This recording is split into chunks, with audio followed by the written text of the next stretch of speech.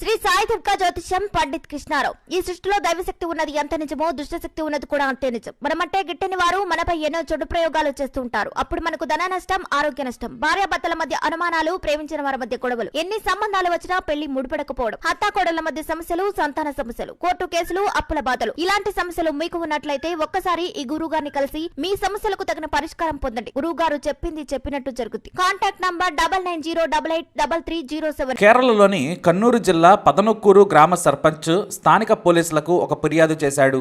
అది కూడా రహస్యంగా. తమ ఊరిలో ఒక ఇంట్లో వరుసగా 3 అనుమానాస్పద స్థితిలో చనిపోయారు. అలాగే మా గ్రామంలో ఒక వృద్ధుడు కూడా వాంతులు విరేచనాలతో చనిపోయాడు. ఏం జరుగుతుందో నాకు తెలియడం లేదు. నేను మీ దృష్టికి తీసుకొస్తున్నాను, ఒకసారి విచారణ జరపమని కోరాడు. వెంటనే సిఐ ఆ గ్రామానికి చేరుకుని విచారించారు. వాస్తవానికి ఆయన వెంటనే తన టీంతో వెళ్ళడానికి గల కారణం, అది స్వయంగా కేరళ ముఖ్యమంత్రి పినరయి విజయన్ సొంత గ్రామం. తేడాలు వస్తే ఉద్యోగాలు పోతాయని వాళ్ళకి తెలుసు. దీంతో పోలీసులు పరుగులు పెట్టారు. అయితే అవన్నీ నార్మల్ డెత్స్గానే డాక్టర్లు ఇచ్చిన సర్టిఫికెట్లలో ఉన్నాయి. ఎందుకంటే అందరూ వాంతులతో హాస్పిటల్లో చేరారు. ఫుడ్ పాయిజన్ అయినట్లు గుర్తించారు. దీంతో వివాదం ఏమీ లేదనుకున్నారు. అయితే ఆ మరునాడు పోలీసుల నిర్లక్ష్యంపై స్థానిక మీడియాలో సెన్సేషనల్ స్టోరీ వచ్చింది. ఒకే ఇంట్లో 3 చనిపోయారు, అది కూడా 45 రోజుల్లో. గ్రామంలో మరో వ్యక్తి కూడా అదే సమయంలో చనిపోయాడు.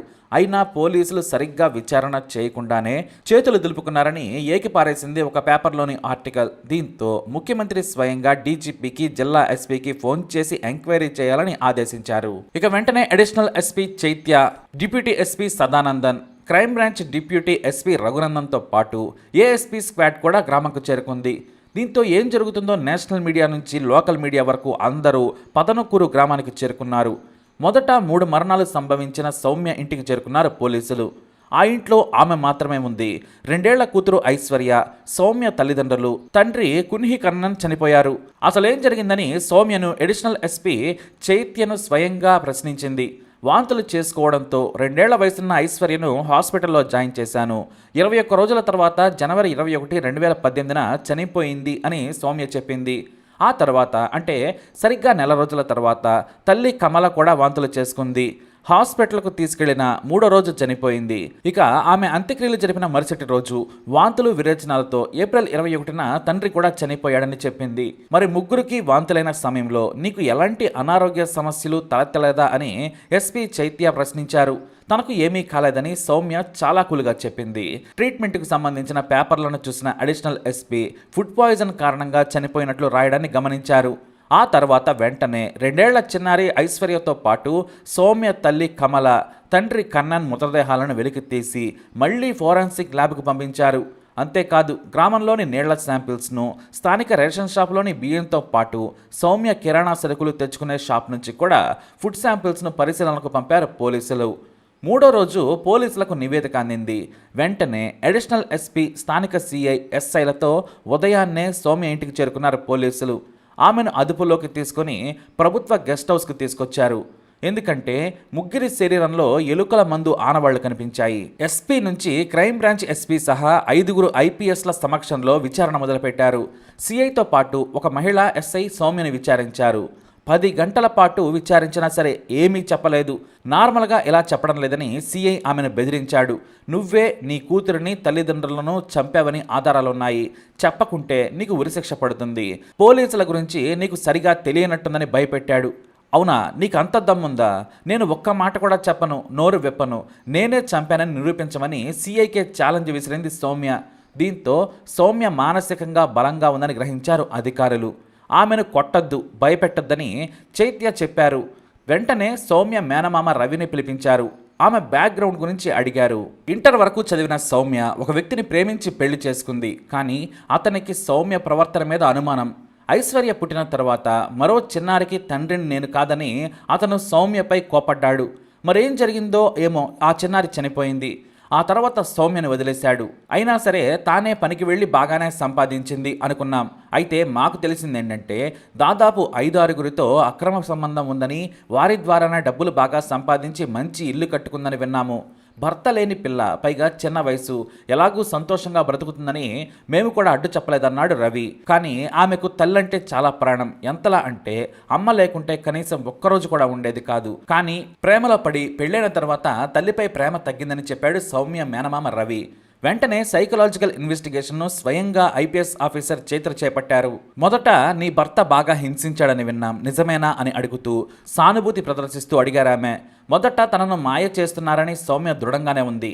కానీ తోటి మహిళగా ఆమె విషయాలు తెలుసుకొని ప్రేమను కురిపించి న్యాయం చేస్తానని, అండగా ఉంటానని చైత్య 8 గంటల పాటు విచారించారు.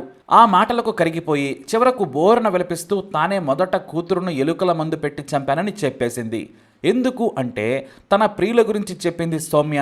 అవి వింటే నిజంగా చెవులు మూసుకోవాల్సిందే. ఒకేసారి 6గురితో అక్రమ సంబంధం పెట్టుకున్నాను. నాకు ఎవరి తోడైనా లేకుంటే పిచ్చైపోతాను. వారితో గడుపుతుంటే నేను ఈ లోకాన్ని, కష్టాలను మరిచిపోతాను. ఆర్థికంగా కూడా సాయం చేస్తున్నారు, అందరూ మంచివారని చెప్పింది సౌమ్య. శృంగారంలో ఉన్నంతసేపు నేను ఈ జీవితాన్ని, పిల్లలను, కష్టాలను అన్నీ మరిచిపోతాను. ఆ మానసిక సంతోషం కోసమే వారితో శారీరక సంబంధం పెట్టుకున్నాను.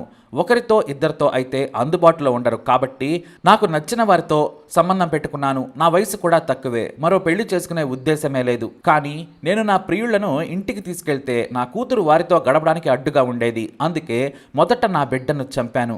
ఎలుకల మందు పెట్టి నా కూతురిని నేనే స్వయంగా చంపేశాను. ఆ తర్వాత నేను రోజుకొకరిని తీసుకెళ్తుంటే నా తల్లిదండ్రులు వారెవరని అడిగేవారు. వారితో గదిలోకి వెళితే తల్లిదండ్రులు తప్పు పట్టేవారు. కొద్ది రోజుల తర్వాత నా ప్రియులను బయటకు పంపేశారు. ఇక తట్టుకోలేక నా తల్లిదండ్రులు లేకుంటే జీవితంలో ఇంకా హాయిగా బ్రతకొచ్చని ఎలుకల మందు పెట్టి తల్లిని, తండ్రిని చంపానని కూల్గా చెప్పింది సౌమ్య. అంతేకాదు విచారణ తర్వాత ఏదో భారం తగ్గినట్లుగా పాటలు పాడుతూ పోలీసులకు షాక్ ఇచ్చింది. అయితే ప్రేమికుడు చేసిన మోసంతో ఆమె మానసికంగా అలసిపోయింది. నచ్చినట్లు చేసి నచ్చినట్లు బ్రతకాలనుకుంది. విచ్చలవిడి శృంగారంలో ఆమె స్వాంతన పొందింది. వాటికి అడ్డుగా ఉన్న వారిని చంపిన సౌమ్య పరిస్థితులు చేసిన బాధితురాలని పోలీసులు తెలియజేశారు. అయితే ఆధారాలు సేకరించేందుకు సౌమ్య మొహానికి ముసుగేసి ఆమె గ్రామానికి చేరుకోగానే అందరూ గుమికూడి ఆమెకు ఉరిశిక్ష వేయాలని కేకలు పెట్టారు. భారీ బందోబస్తు మధ్య ఇంటి వెనుకాల గొయ్యిలో దాచిపెట్టిన ఎలుకల మందు డబ్బాను స్వాధీనం చేసుకున్నారు పోలీసులు. దాని నుంచే 3కి విషం పెట్టానని పోలీసులకు తెలిపింది. ఆ తర్వాత ఆమెను జైలుకు పంపారు. విచారణ సాగుతోంది. కానీ ఇక్కడితో ముగియలేదు. ప్రతిరోజు మే 5, 2018 నుంచి కోర్టులో విచారణకు హాజరవుతోంది సౌమ్య. కానీ తన వారంటూ ఎవరూ ఆమెతో మాట్లాడేందుకు ముందుకు రాలేదు. పోలీసులే సౌమ్యకు స్వాంతన చేకూర్చి ధైర్యం చెప్పారు.